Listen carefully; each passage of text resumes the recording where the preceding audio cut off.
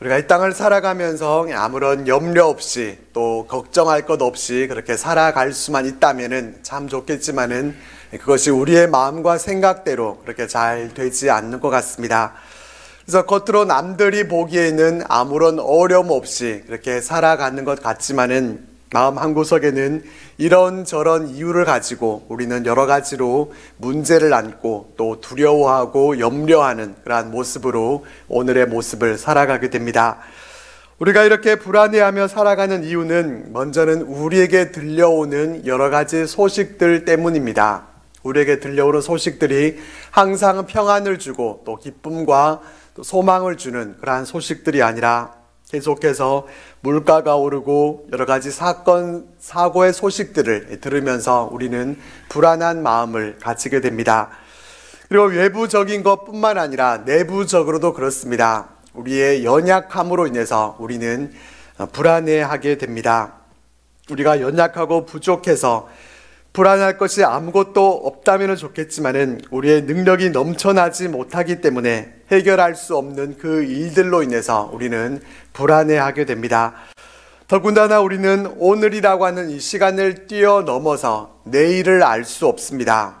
아무리 돈이 많고 또 능력이 많이 있다 하더라도 지금은 아무 걱정이 없다 하더라도 내일 당장 어떠한 일이 일어나게 될지 우리는 알지 못하기 때문에 우리는 염려하고 불안함을 가지고 살아가게 됩니다.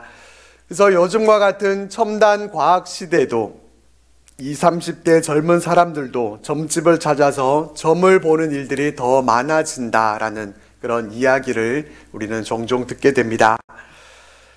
이렇게 불안의 문제는 세상 사람들과 또 우리 믿는 자들까지도 구분하지 않고 모든 사람들에게 짙게 깔려 있습니다. 게다가 이 불안은 한번 처리한다고 해서 이게 끝나는 문제가 아니라 계속되는 것이기 때문에 우리에게는 더 어려운 문제가 됩니다.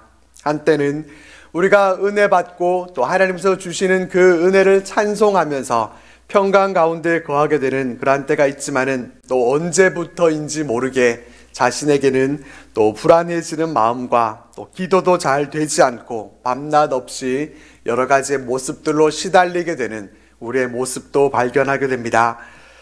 그렇기 때문에 이 불안 문제를 해결하는 데 있어서 가장 중요한 것은 이 문제에 대해서 지속적으로 불안을 처리할 수 있는 능력을 갖는 것입니다. 그렇다면은 우리가 지속적으로 이 불안의 문제를 어떻게 하면은 해결할 수가 있겠습니까? 우리는 이 방법을 오늘 본문 말씀을 통해서 함께 생각해 보려고 합니다. 오늘 본문 말씀에서 주님이 말씀하고 계시는 상황은 이제 주님이 십자가를 져야 하는 그 때가 가까워 오고 있는 때입니다. 제자들은 지금까지 주님을 믿고서 주님이 이제 높은 자리에 오르게 되면은 자신들도 한 자리를 차지하게 될 것을 기대하면서 그렇게 따라왔었지만은 이제 주님이 십자가에 달려 죽고 나시게 되면은 자신들의 목숨도 위태로워지게 될 것이고 제자들은 신변의 위협을 느끼면서 불안해하고 있는 때였습니다. 그런 제자들의 모습을 보신 주님께서 말씀하십니다. 평안을 너에게 끼치노니 곧 나의 평안을 너에게 주노라. 내가 너에게 주는 것은 세상이 주는 것과 같지 아니하니라. 너희는 마음에 근심도 하지 말고 두려워하지 말라. 주님은 제자들에게 말씀하십니다. 불안에 떨고 있는 제자들에게 주님의 평안을 주시겠다. 주님은 이렇게 약속해 주고 계시는데 그러면은 주님이 말씀하고 계시는 주님의 평안은 어떠한 것이겠습니까? 평안 또는 이 평화라는 말에는 두 가지가 있습니다. 하나는 팍스의 평화이고 또 하나는 샬롬의 평안입니다.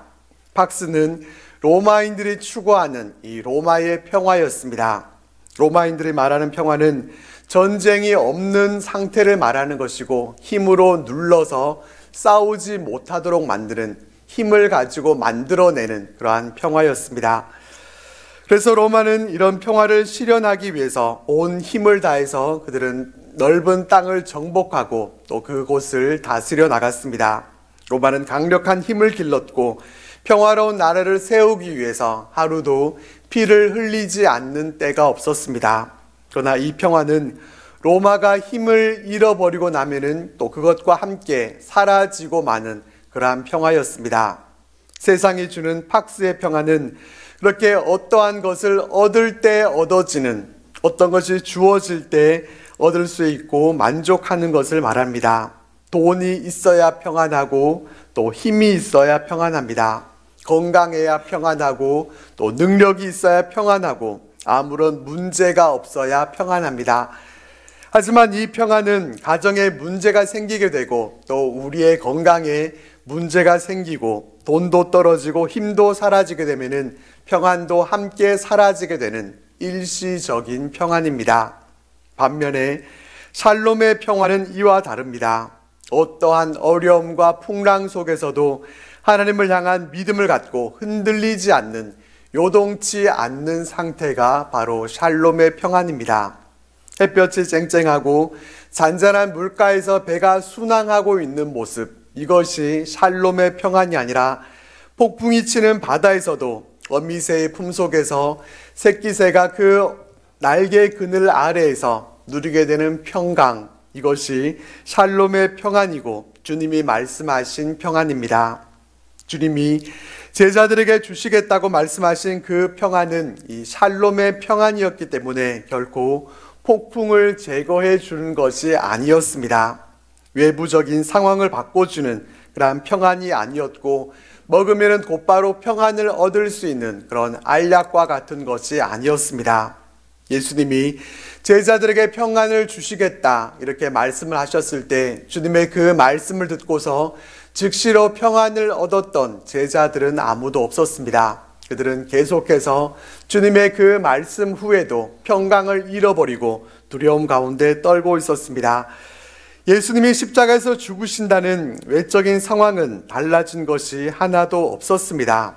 그 말씀을 듣고서도 그들은 그랬기 때문에 계속해서 불안해 있었지만은 그러다 나중에 예수님이 부활하시고 그들이 부활하신 주님을 만나고 난 후에 이분이야말로 정말 살아계신 하나님의 아들이시고 우리의 부활의 주님이 되시는구나 하는 것을 그들이 깨닫고 믿음이 회복되니까 그들은 그제서야 그 평안을 누릴 수 있었습니다. 그리고 성령이 임하시고 성령이 모든 진리를 깨닫게 해주시니까 그때서야 그들은 주님이 말씀하신 그 평안이 무엇인지를 깨닫게 됐습니다. 그리고 그들은 일평생 그 평안을 잃어버리지 않고 그 평안을 소유한 자들로 살아갈 수 있었습니다. 이후에 순교하는 자리에서도 그들은 그 평안을 갖고서 자신의 생명을 주님을 위해서 바칠 수 있었음을 우리는 잊지 않고 잘 알고 있습니다. 따라서 주님이 우리에게 주신다고 하신 이 평안은 우리의 외적인 상황들을 평화롭게 바꿔주신다거나 또 갑자기 생겨나거나 주어지는 것이 아니라 우리가 합당한 조건을 갖추게 될 때 하나님께서 우리에게 주시는 은혜의 선물임을 우리는 알아야 합니다. 주님이 말씀하신 주님의 평안을 내 것으로 소유하기 위해서는 조건이 필요하고 그 조건이 충족되어져야 주어지는 것입니다. 그러면은 그 조건이 무엇인가 하는 것을 우리가 생각해 보면은 그 첫 번째는 아버지 하나님께 대한 신뢰입니다. 이것이 주님의 평안을 소유할 수 있는 첫 번째 조건입니다. 예수님은 하나님 아버지에 대한 절대적인 믿음을 가지고 계셨습니다. 그리고 이것이 주님이 평안을 유지하는 비결이었습니다. 우리는 하나님을 아버지라고 부르는 것에 대해서 그렇게 대수롭지 않게 생각하는 것 같습니다. 하지만 하나님을 아버지로 여기고 우리가 하나님을 아버지라고 부를 수 있다고 하는 것은 굉장하고 또 엄청난 것입니다. 하나님이 어떤 분이십니까? 우리 인간들을 만드신 분이십니다. 온 우주 만물을 창조하시고 또 다스리시는 분이십니다. 그 하나님을 우리가 아버지라고 부르고 있다고 하는 것은 대단한 정도가 아니라 이것은 있을 수 없는 일입니다. 그래서 예수님 당시의 종교 지도자들도 예수님이 하나님의 아들이시고 하나님이 자신의 아버지가 되신다고 그렇게 말을 하니까 그 말을 듣고서 그들이 어떻게 반응합니까? 신성모독으로 여겼습니다. 신성모독을 하고 있기 때문에 증인을 요구할 것도 없이 이것은 사형에 해당되는 죄다, 그렇게 소리를 높이면서 예수님을 십자가에 못 박게 합니다.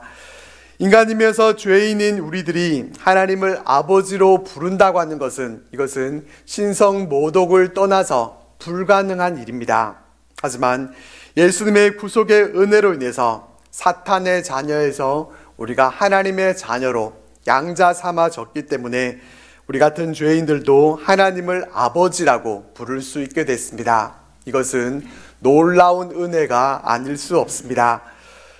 전능하신 하나님을 우리의 아버지로 모시고 있다는 것은 그 어떤 것에도 찾을 수 없는 우리의 힘과 능력이 됩니다. 하나님이 우리의 아버지가 되시는데 우리가 무엇을 불안해하고 무엇을 염려하겠습니까? 높은 지위를 가진 아버지가 있어도 든든한데 하나님이 우리의 아버지가 되어 주신다는 이것이 얼마나 우리에게 든든한 일인지 모릅니다. 예수님은 어린아이가 자신의 아버지만을 믿고 바라보는 것과 같이 하나님을 아빠 아버지라고 부르면서 아버지 하나님께 대한 믿음을 가지고 평안을 소유하셨습니다. 십자가를 지는 것도 그 잔을 받고 싶지 않고 다른 곳으로 옮기고 싶은 일이었지만은 아버지 하나님만을 신뢰하는 그러한 믿음이 있었기 때문에 주님은 그 모든 것을 하나님께 맡겨드리고 평안을 지킬 수 있었던 것입니다. 예수님이 말씀하신 평안은 이렇게 하나님을 아버지로 확실히 믿는 자에게 주어지는 것입니다. 그런데 우리는 연약한 인간이어서 하나님을 항상 나의 아빠로 또 나의 곁에 계시는 든든한 아버지로 잘 믿지 못할 수 있습니다. 그래서 우리는 성경 말씀을 주야로 묵상하는 이러한 습관을 가질 필요가 있습니다. 고향을 떠난 아브라함을 하나님 아버지께서 얼마나 사랑으로 돌보시고 또 그 삶을 이끌어 주셨는지를 묵상하는 것입니다. 하나님이 집을 떠난 야곱을 얼마나 자상하게 인도하시고 보호하셨는지를 묵상하는 것입니다. 하나님이 사망의 음침한 골짜기를 헤매고 있던 그 다윗을 얼마나 지극하게 간섭하시고 또 그의 발을 견고하게 해 주셨는지를 말씀을 보면서 묵상하는 것입니다. 아브라함과 함께 하셨고 야곱을 인도하셨고 또 다윗을 지켜주셨던 하나님이 바로 우리의 아버지가 되십니다. 그들은 감히 하나님을 아버지라고 부르지도 못했지만은 우리는 하나님을 아버지라고 부를 수 있는 사람들입니다. 말씀을 묵상하면서 하나님이 우리 믿음의 조상들을 어떻게 인도하셨고 그 하나님이 우리의 아버지가 되신다는 사실을 우리가 확실히 믿게 되면 주님이 주신다고 약속하신 그 평안이 우리 마음에 자리 잡게 되는 것을 우리가 경험하게 될 것입니다. 그리고 우리가 주님의 평안을 소유할 수 있는 두 번째 비결은 하나님과의 관계에 있습니다. 하나님과 화목할 때 주님의 평안이 우리 안에 자리하게 됩니다. 평안은 하나님과 올바른 관계에 있을 때 누리게 되는 영적 상태입니다. 이것을 알아야 되는데 사람들은 이것을 알지 못하고 평안을 만들어내려고 합니다. 내가 보험에 든다고 해서 평안해지는 것이 아니고 보안업체에 일을 맡긴다고 해서 되는 것도 아닙니다. 내가 높은 명예와 지위를 얻었다고 해서 많은 재물을 소유하고 있다고 해서 평안이 얻어지는 것이 아닙니다. 우리가 평안을 만들어내 보려고 아무리 시도하고 노력해봐도 그 모든 일들은 다 헛된 수고일 뿐입니다. 진정한 평안은 하나님과의 관계가 좋아야만 얻을 수 있는 것입니다. 평안은 관계의 문제에 있기 때문입니다.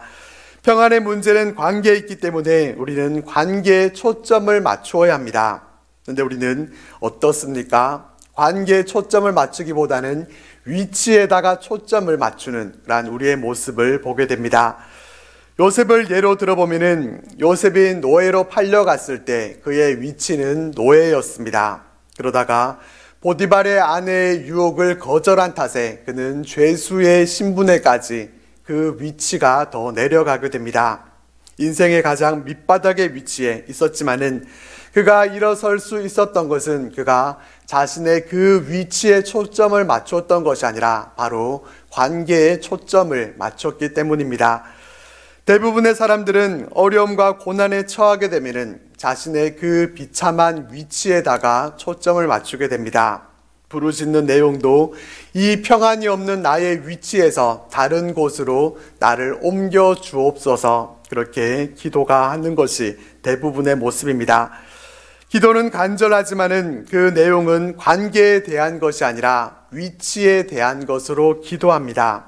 그러나 요셉은 어떠한 상황 가운데서도 그는 위치가 아닌 관계를 점검했습니다.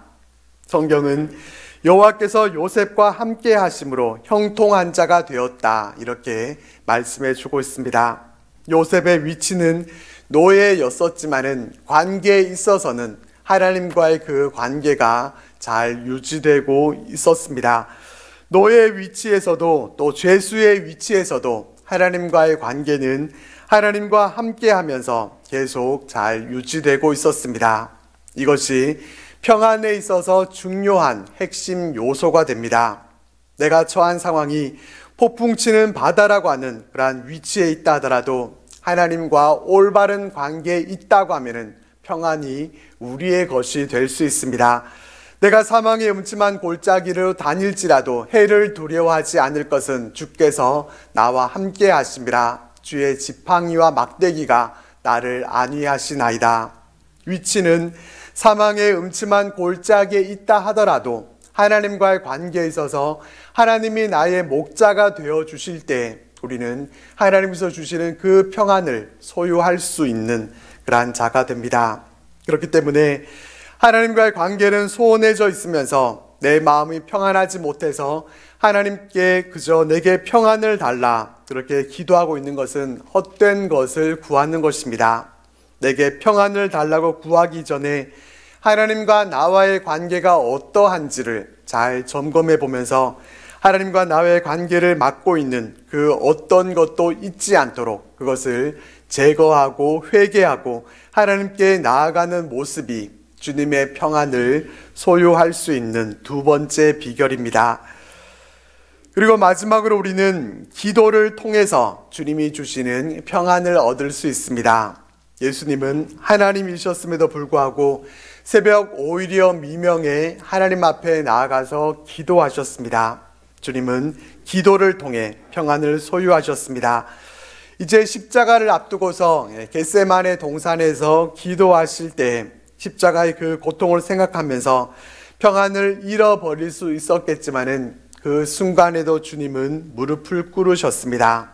피땀을 쏟으시면서 전력을 다해서 아바 아버지라고 부르면서 주님은 기도하셨습니다. 그래서 그러한 상황 가운데서도 주님은 평안을 유지할 수 있었고 기도하신 후에 자리에서 일어나 제자들에게 일어나 함께 가자. 보라, 나를 파는 자들이 가까이 왔느니라. 평안 가운데서 주님은 담대하게 그렇게 말씀할 수 있으셨습니다. 예수님의 기도함을 통해 평안을 얻으셨던 것처럼 우리도 예수님처럼 기도함을 통해서 평안을 얻을 수 있게 됩니다. 사도 바울도 평생에 그런 많은 두려움과 또 불안 속에서 많은 고난 가운데 있었습니다. 사도 바울은 고린도 후서에서 우리가 마게도냐에 이르렀을 때에도 우리 육체가 편하지 못하였고 사방으로 환난을 당하여 밖으로는 다툼이요 안으로는 두려움이었었노라, 이렇게 고백했던 것처럼 정말 하루도 마음 놓고 쉴 수 있는 그런 날이 없었습니다. 하지만 그의 마음에는 평안이 있었습니다. 그는 그 비결이 어디에 있었는지를 빌립보서 말씀에서 우리들에게 증거해 줍니다.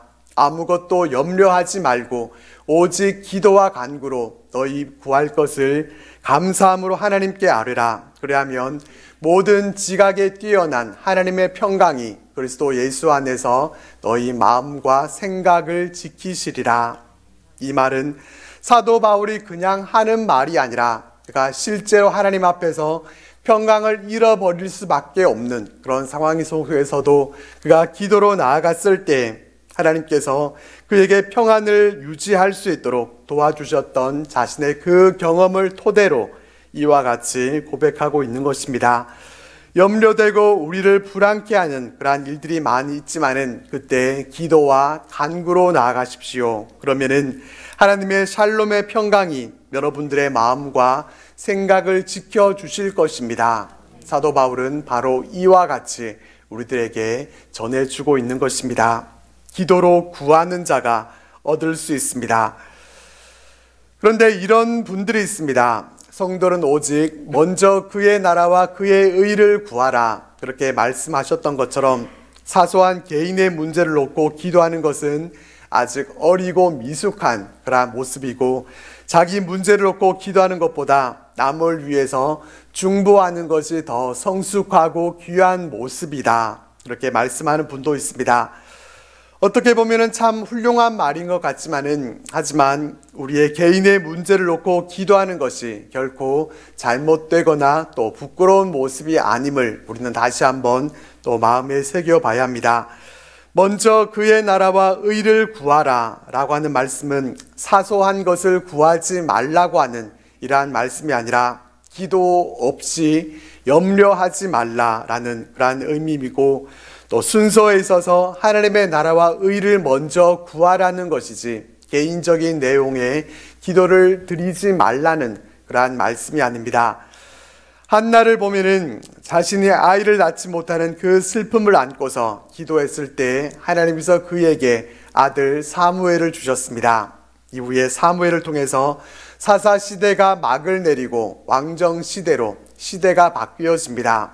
사무엘의 역할을 통해 다윗이 왕이 될 수 있었고, 또 다윗의 계보를 통해서 메시아가 나셨습니다. 한나는 이런 하나님 나라의 큰 뜻을 다 이해하고 기도한 것이 아니었습니다. 다만 자신에게 놓여져 있는 그 문제를 안고서 하나님 앞에 기도했을 뿐이었지만은, 하나님은 그런 그의 기도를 들으시고 하나님의 뜻을 이루어 가셨습니다. 하나님은 그렇게 자신의 문제를 놓고 치열하게 씨름하는 그러한 기도를 좋아하십니다. 그 기도를 통해서 자신의 문제가 1차적으로는 잘 해결이 되어질 것이고, 더 넓게는 하나님의 크신 뜻이 이루어져 가게 됩니다. 그렇기 때문에 우리는 하나님의 나라와 의를 먼저 구하되, 우리 개인의 기도 제목을 놓고서도 우리는 간절히 기도해야 됩니다. 평안에 대해서도 우리가 기도하면서 간절히 구하게 될 때 하나님께서 우리들에게 선물해 주실 것입니다. 어쩌면은 우리가 평안을 소유하지 못하고 불안해하는 이유는 우리가 기도하지 않기 때문에 우리의 기도가 부족해서일 수 있습니다.